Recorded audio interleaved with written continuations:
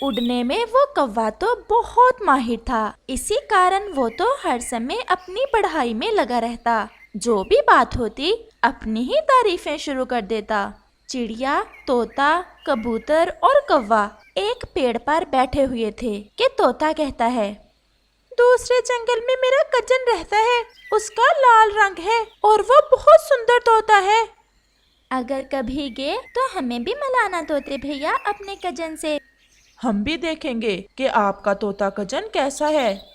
सुंदर होगा, परंतु उड़ने में मेरा मुकाबला नहीं कर सकता कोई भी। मैं सबसे तेज उड़ सकता हूँ, मैं उल्टा होकर उड़ सकता हूँ, मैं तो अपना मुंह पीछे की दिशा में करके भी उड़ सकता हूँ। अरे अरे कव्वे भैया, अब बस भी करो। अब अपनी इतनी भी तारीफें ना करो।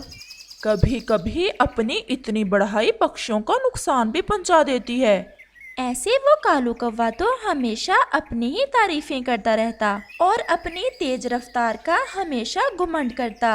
बुलबुल अपना भोजन लेकर जा रही थी कि वो कौवा पीछे से तेजी से उड़ता हुआ आता है और बुलबुल का भोजन छीनकर हवा में अपने करतब करता हुआ भाग जाता है।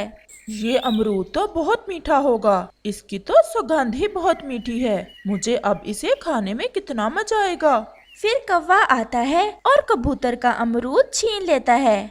सबसे ज्यादा रफ्तार है मेरी, इस जंगल में कोई नहीं जो मेरा मुकाबला करे, इसलिए सबसे मीठा फल भी मेरा बनता है। अरे काले कौवे, तो जाओ फिर कहीं से ढूंढ कर खाओ। मेरा अमरूद आपने क्यों छीन लिया है? क्योंकि मैं तेज उड़ सकता हूँ, मैं उल्टा भी उड़ सकता हूँ, इसलिए मैंने तुम्हारा अमरूद छीन लिया है। तुम मुझे पकड़ भी तो नहीं सकते। ऐसा कहते हुए वो कौवा फिर से उड़ जाता है और गायब हो जाता है। सब पक्षी उस कालू कौवे से बहुत तंग थे, क्योंकि वो तो सबका ही भोजन छीन लेता। फिर एक दिन वो सब दोस्त गहरे सागर पर बैठे हुए थे और बातें कर रहे थे। कौवा फिर से अपनी बढ़ाई शुरू कर देता है। ये तो मैं हूँ कालू कौवा। मेरे पिताजी तो कई बार उड़ते उड़ते इतना ऊंचा चले जाते थे कि नीले आकाश को अपना पंख लगाकर वापस आते थे। हमें सब पता है, परंतु ये आपकी बातें किसी न किसी दिन आपको नुकसान देंगी। ऐसे ही वहाँ तोते का कजन भी आ जाता है। चिड़िया, कबूतर और कौवे, देखा मैं ना कहता था कि मेरा कजन बहुत सुंदर है कोई इस जंगल में मेरे कजन जैसा सुंदर? और मैं बहुत तेज उड़ भी सकता हूँ, मैं दूर तक उड़ सकता हूँ, मैं ज्यादा ऊंचा उड़ सकता हूँ। बस ऐसा सुनना था कि कौवा तुरंत बोलता है, तोते, तुम्हारा रंग लाल जरूर है और मेरा काला। तुम सबसे पूछ सकते हो उड़ने में मेरी कौशल कैसी है। मैं तो उल्टा होकर भी उड़ लेता हूँ। तो फिर रेस हो जाए और देखते हैं कि वो सामने सागर में जो द्वीप है उसे पहले कौन छूकर वापस लौटता है। अब मजा आएगा। कालू कौवे, आपको भी आपके मुकाबले का मिल गया है।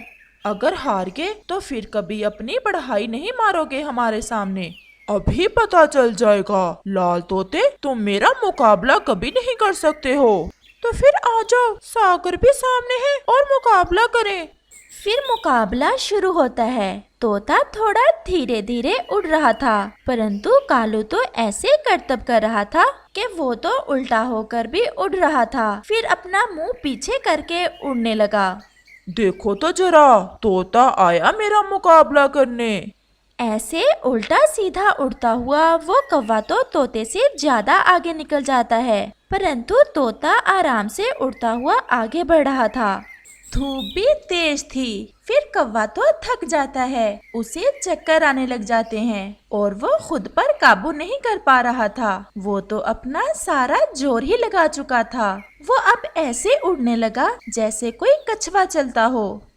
दूसरी तरफ तोता अपनी रफ्तार में उड़ता हुआ उस द्वीप को अपना पंख लगाकर वापस होता है। कौवा गहरे समंदर में चकराता फिर रहा था। वो तो तेजी से समंदर की तरफ गिरता है। वो समंदर में गिरने ही वाला था कि लाल तोते ने आकर उसे सहयोग दिया और उसे उठाकर किनारे पर ले आया। अब के बाद कभी अपनी इतनी तारीफें न करना। फिर कालू कौवा अपने सब दोस्तों से माफी मांगता है और लाल तोते को धन्यवाद बोलता है। अगर आप आज मुझे किनारे पर ना लाते तो मैं सागर की लहरों में ही मर जाता। फिर वो सब मिलजुल कर खुशी खुशी रहते हैं। दूर किसी जंगल में एक चील रहती थी। वो अब बूढ़ी हो चुकी थी। जवानी में तो वो बहुत ताकतवर थी, लेकिन अब बुढ़ापे की वजह से उसमें इतनी ताकत नहीं थी कि वो कोई शिकार पकड़ सके। अब वो रहती भी बाकी सब पक्षियों के साथ ही थी। पक्षियों को भी इससे डर नहीं लगता था, क्योंकि वो भी ये बात जानते थे कि अब चील बूढ़ी हो चुकी है और अब उसमें इतनी ताकत भी नहीं है। हाय हाय, कितने अच्छे थे वो दिन। जिस ताजे मांस का दिल चाहता था शिकार करके खा लेती थी, लेकिन अब तो गला सड़ा खाकर ही गुजारा करना पड़ता है। काश जवानी फिर से वापस आ जाए। आज तो चील का मांस खाने को बहुत दिल कर रहा था।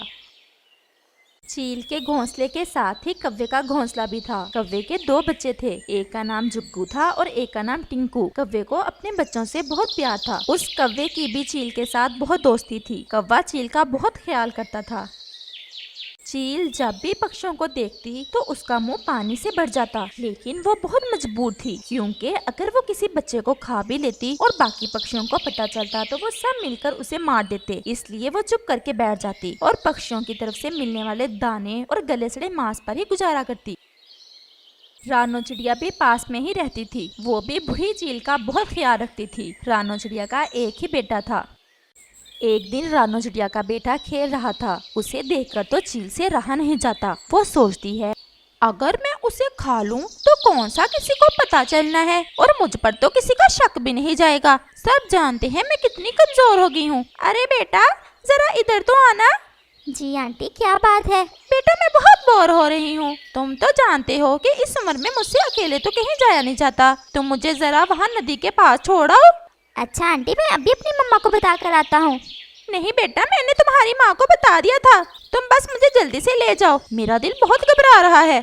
नहीं आंटी, मेरी मम्मा ने मुझे बहुत सख्ती से मना किया है कि मैं किसी के साथ भी अकेला न जाऊँ। मैं उनसे पूछ कर आता हूँ। तुम रहने ही दो।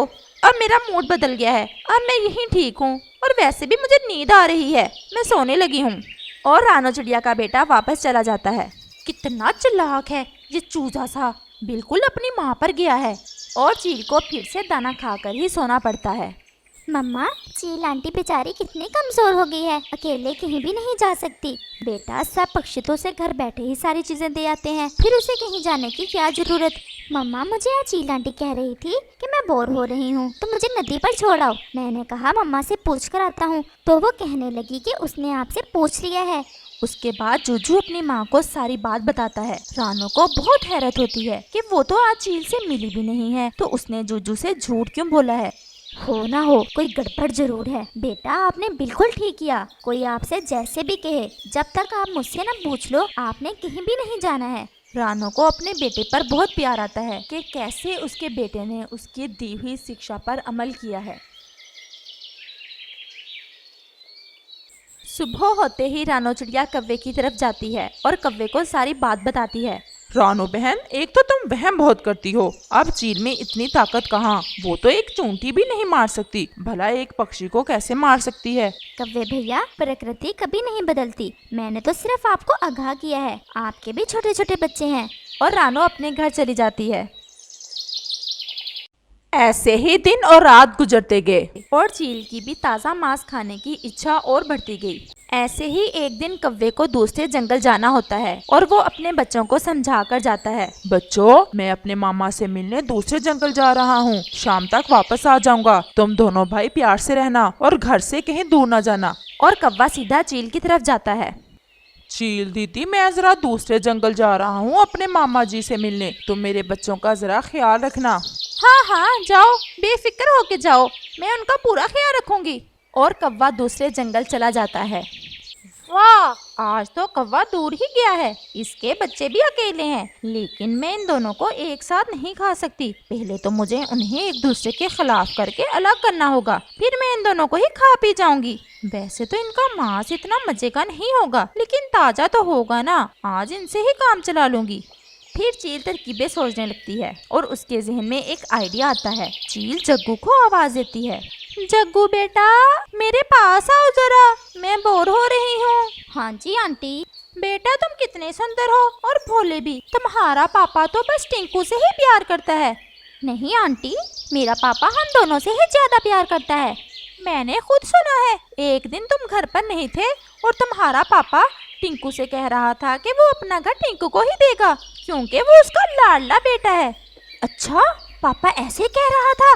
तो क्या अब तुम अपना हक ऐसे ही छोड़ दोगे? तो फिर मैं क्या करूं? अगर तुम कहो तो मेरे पास एक उपाय है। वो क्या? अच्छा पहले मुझसे वादा करो, किसी को बताओगे नहीं। नहीं बताता, आप बताएं तो सही। तुम टिंकू को मार दो। क्या आंटी, ये आप क्या कह रही हैं? क्या तुम अपनी सारी जिंदगी घर बनाने में लगा दोगे? अगर तुम टिंकू को मार दोगे तो ये घर सिर्फ तुम्हारा होगा और तुम्हारा पापा भी सिर्फ तुमसे प्यार करेगा। वैसे कह तो आप ठीक रही हैं, लेकिन मैं टिंकू को मारूंगा कैसे? ये काम मैं कर दूंगी। अच्छा तुम बताओ टिंकू है किधर? जुज्जू के साथ खेलने गया है। अच्छा तुम उसे अपने साथ लेकर नदी के पास ले जाओ, वहाँ जाकर उसको बातों में लगाना और मैं पीछे से उस पर हमला कर दूंगी। और जग्गू टिंकू को लेने चला जाता है। वो टिंकू को ले जाकर नदी के पास बातों में लगाता है और वो चील पीछे से आकर उस पर हमला करके उसे मारकर खा जाती है। अब तुम कहाँ चले? मैं घर जा रहा हूँ, पापा आने ही वाले होंगे। ठहरो जरा, तुमसे तो हिसाब बराबर कर दूं, बुद्धू कहीं के। और चील जग्गू को भी मारकर खा जाती है। वाह मजा आ गया, इतने दिनों से तरस रही थी लेकिन अब दिल को शांति मिली है। अब मैं वापस नहीं जाऊंगी, रानो को तो मुझ पर पहले ही शक है। और चील वहां से कहीं और चली जाती है। प्यारे दोस्तों, क्या आपने मुझे सब्सक्राइब कर लिया है? और घंटी के आइकॉन को दबाना बिल्कुल मत भूलिएगा। शाम को कौवा जब वापस आता है तो अपने बच्चों को घर में ना पाकर परेशान हो जाता है। वो सीधा चील के घोंसले की तरफ जाता है, लेकिन चील भी अपने घोंसले में नहीं थी। कौवा और भी परेशान हो जाता है और वो सीधा रानो चिड़िया की तरफ जाता है। रानो बहन, तुमने जग्गू और टिंकू को देखा है? नहीं कव्वे भैया। जग्गू और टिंकू घर पर नहीं है। अंकल, टिंकू मेरे साथ खेल रहा था तो जग्गू उसे अपने साथ लेकर नदी की तरफ गया था और थोड़ी देर बाद मैंने चील आंटी को भी वहां जाते देखा था। वो सब नदी की तरफ जाते हैं। वहां जाकर उन्हें जग्गू और टिंकू के टूटे हुए पंख दिखाई देते हैं।